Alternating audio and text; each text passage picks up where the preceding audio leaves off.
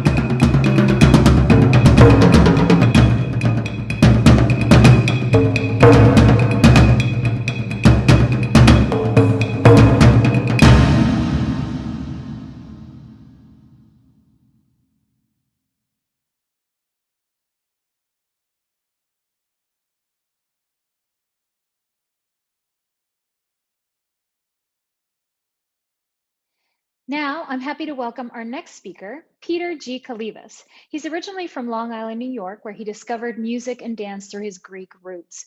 Formerly, he studied dance at the University of the Arts, the Pennsylvania Ballet, the Joffrey Ballet, and the Alvin Ailey American Dance Theater Schools, where he was invited to join the second Alvin Ailey American Dance Theater Company, Ailey 2. Notably, as a dancer, he was an original member of the Sean Curry Company in New York, originating now well known roles in Mr. Curran's acclaimed works and appearing in US and international tours. As a choreographer, his work has been produced, presented, and commissioned by a wide variety of companies in 20 countries, including the first American choreographer to create work for the Belize National Dance Company, the State Opera Ballet of Almaty, Kazakhstan, and Ballet Municipal de Lima, Peru. Additionally, he has choreographed on and off Broadway and for American and European TV, and his work has been presented at the Broadhurst Theater in New York City, Tan Spectacle Europa, German TV, Dick Clark's Rockin' Eve for ABC TV, Le Festival d'Avignon, France, Dance Platform Turkey in both Istanbul and Ankara, the Dance in Taiwan Festival Taipei, and Dance Kaleidoscope Los Angeles, among many others. Adding to his international influence, Kalivas has been a Fulbright scholar at Kyung-hee University in Seoul, South Korea, and a senior cultural specialist for the US Department of State in Washington, D.C., where he and his company represented American contemporary dance abroad via projects of mutual appreciation and understanding, and were recognized by President Barack Obama.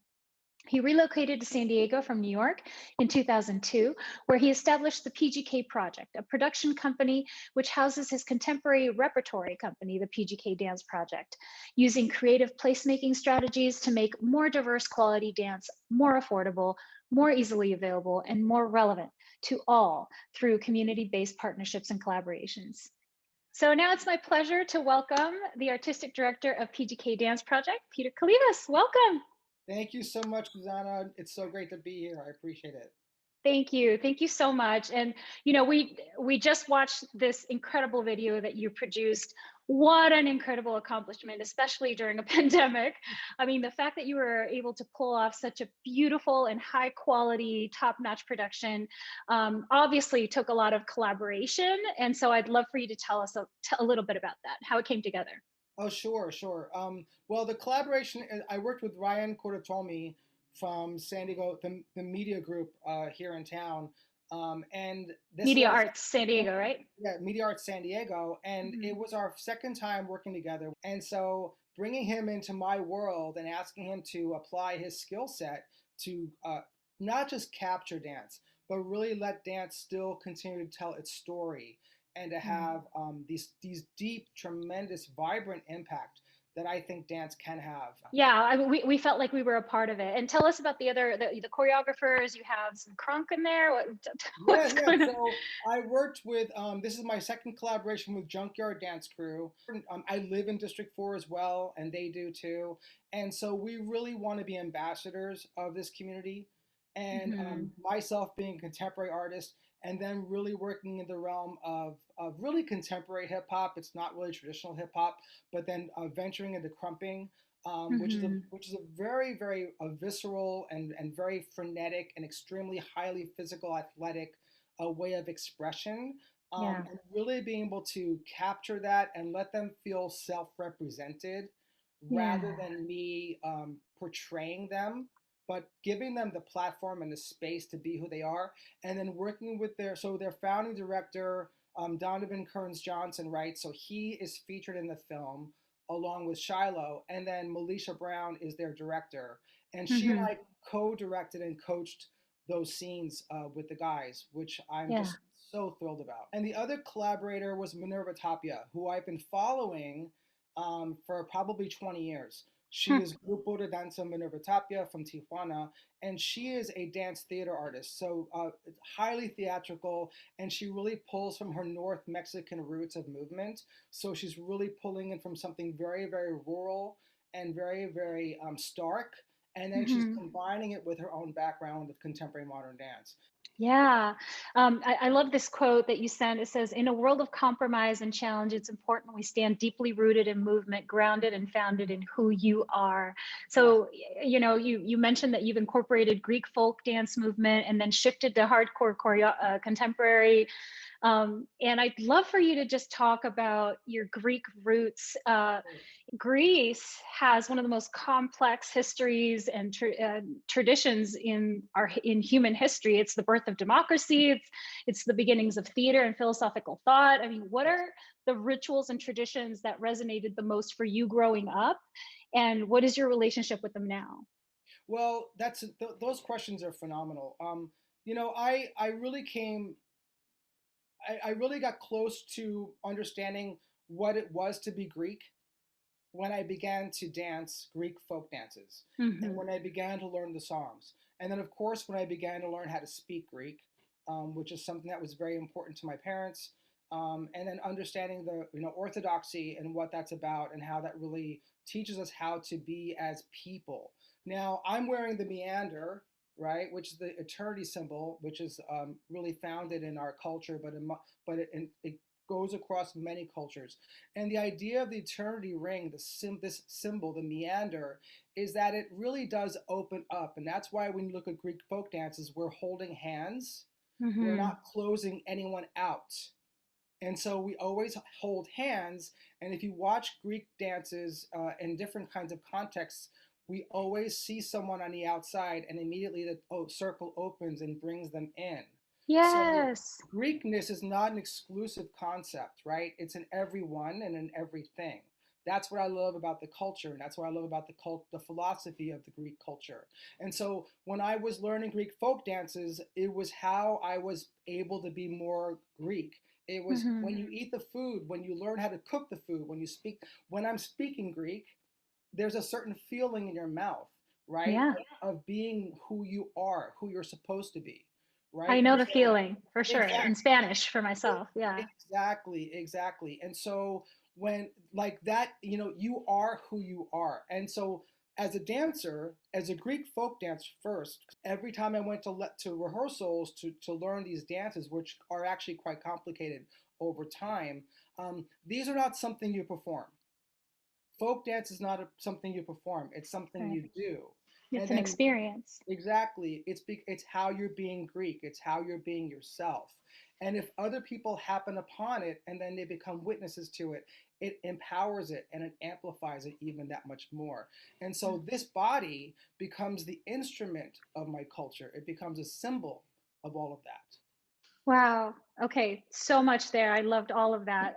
So you know, living in your truth and the founding of the PGK Dance Project kind of started with that, right? I mean, we're talking about humor and acceptance in this grander conversation, and now like body positivity is the thing that everyone wants to talk about and all of that. And you were like really literally on the forefront of that. I mean, when it comes to dance, right? I mean, you started with this premise of being able to welcome every body type to your dance company. So talk to us a little bit about why that.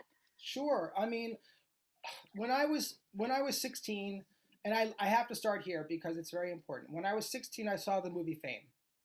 The movie, not the TV series, the movie with Mm-hmm. Debbie Allen, and that was the moment when I needed to make when I knew that was my shift from Greek folk dance, which was fantastic and amazing in letting me become who I am, but as a person living in America, not living in Greece, right? It was like that. I want to be a part of that world, and that world was where I wanted to be because I could entertain people now. Now I could be on a stage or in different places and platforms and seeing people's eyes light up because of something I was doing, ballet, Yeah. contemporary dance, jazz, whatever that is. And so then I decided to become a dancer, a professional dancer. I went to the University of the Arts in Philadelphia, but I got this scholarship because I auditioned for the Alvin Ailey American Dance Theater School in New York City. And Mm-hmm. this was still in the 80s, and Mr. Ailey was still alive. Uh, Wow. he was very much alive, and I auditioned for. There were 10 spots available for a scholarship, and 400 guys, including myself, showed up for these 10 spots.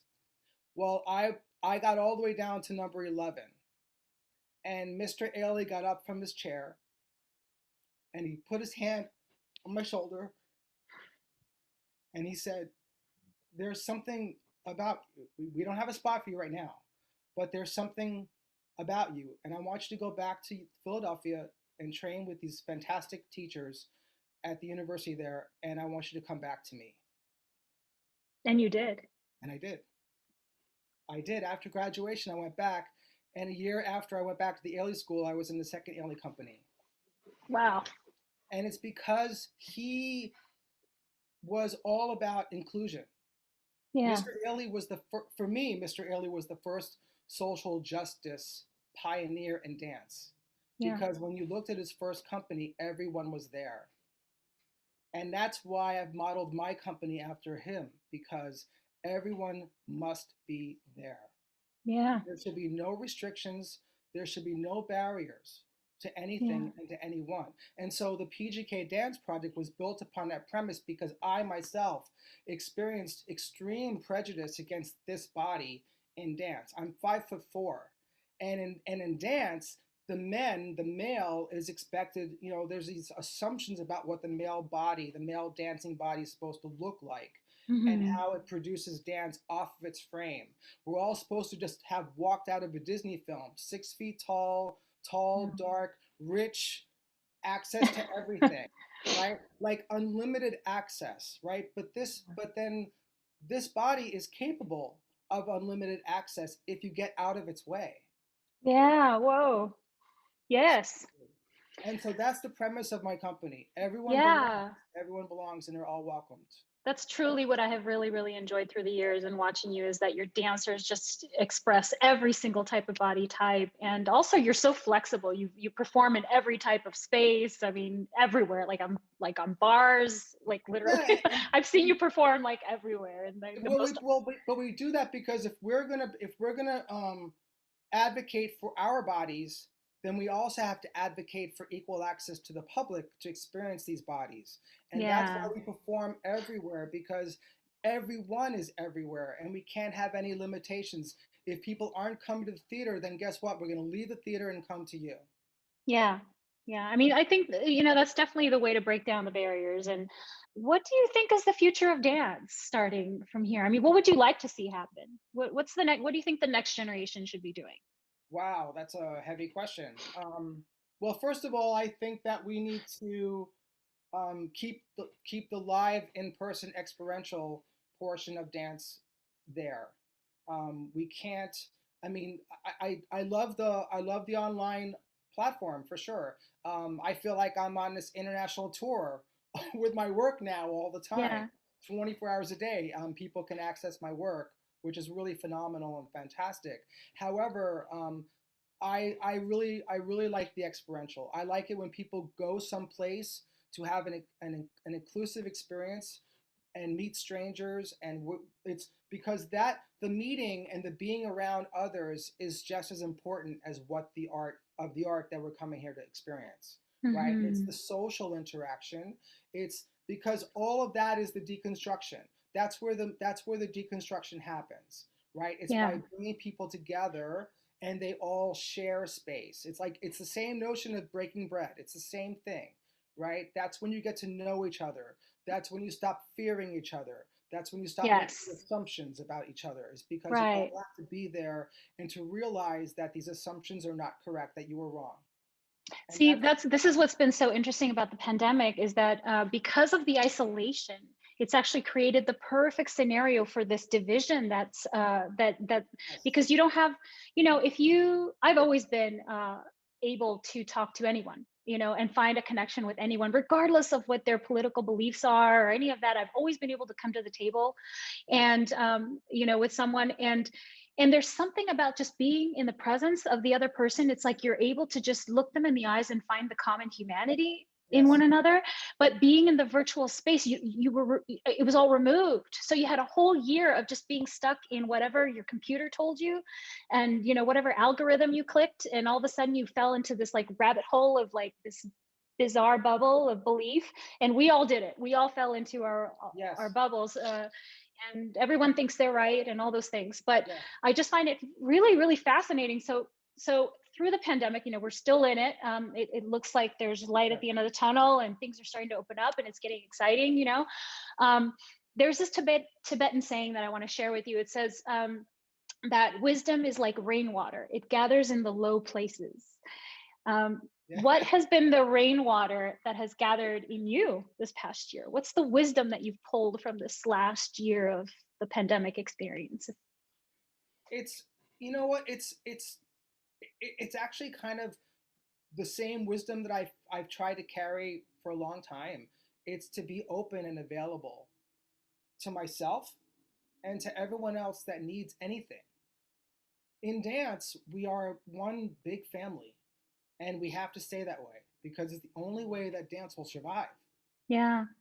Yeah. I've seen so many wonderful collaborations happen as a result of the pandemic. And, I hope we don't lose sight of that. And 10 years from now, forget that it all happened. I mean, time is a funny thing, Yeah, if I you go back never. to your previous question about what I think should be happening in the future of dance, I would say it's collaborations and partnerships because that is the one thing that I think historically has lacked in Hmm. dance because we think that we become very singular. I don't want to use the word silo. We become singular, like I'm going to have a dance company as if that's going to make some kind of remarkable change. And yes, it can make a remarkable change, but sometimes it's a bit too localized, right? If we Hmm. can reach across to our colleagues and our peers and make things happen, then more stuff happens and there's more impact and there's more deconstruction every time Yeah. you do more with others. There's power in numbers.